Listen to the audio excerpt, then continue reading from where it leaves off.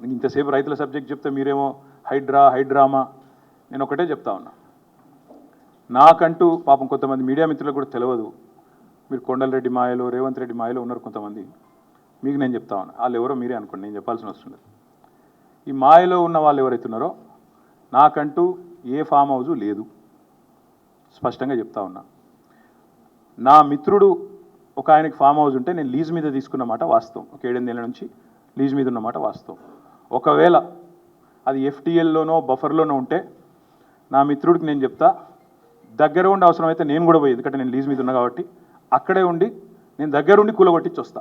ఒకవేళ అందులో ఏమైనా తప్పు ఉంటే ఎఫ్టీఎల్లో బఫర్లో ఉంటే నేనే దగ్గరుండి కూలగొట్టించి వస్తా. కానీ నేను కాంగ్రెస్ ప్రభుత్వాన్ని ఒక మాట్లాడుతూ ఉన్నా, సరే ఇలా ఏమైనా తప్పు ఉంటే కూలగొట్టరు, నో ప్రాబ్లం, కూలగొట్టండి, దానిలో నష్టమేం లేదు, వెల్కమ్. మంచి జరుగుతున్నప్పుడు అందరం ఆహ్వానించాల్సింది. కానీ నేరుగా అక్కడి నుంచి బయలుదేరి నాతో పాటు రండి మంత్రులు, పెద్ద పెద్ద కాంగ్రెస్ లీడర్లు, ఎఫ్టీఎల్లలో బఫర్లలో కట్టిన రాజభవనాలు నేను కూడా తీసుకొని మీ అందరూ కలిసిపోదాం. నాతో పాటు మీరు కూడా రండి మీడియా, నేను దగ్గరుండి తీసుకొని పోతా. నిన్న మొన్నటి నుంచి నేను కూడా చూస్తూ ఉన్నా సోషల్ మీడియాలో ఎట్లా బ్రహ్మాండంగా జూములు పెట్టి మరీ తీసినారు.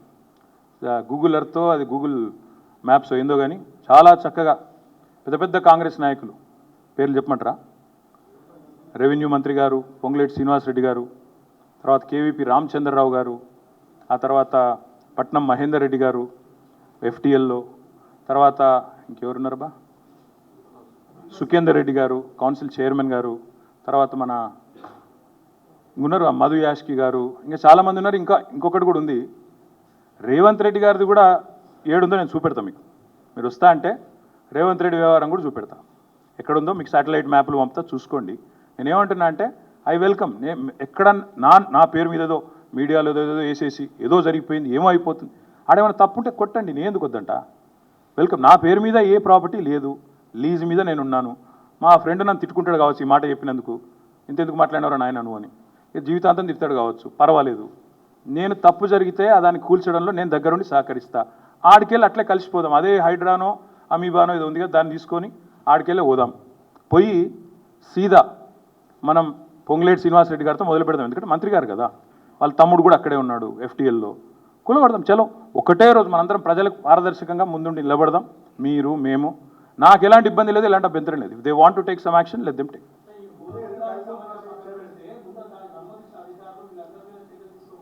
ప్రభుత్వంలో నేను లేను రాజు. సో మీరు పని చేయండి, అడగాల్సిన ప్రశ్న మీరు వేరే దిక్కు పెట్టాల్సింది నా మీద పెడుతున్నారు, మీరు అటు పెట్టండి.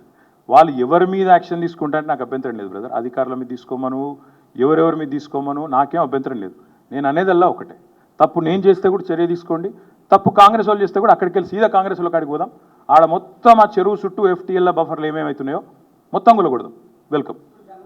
ఓకే.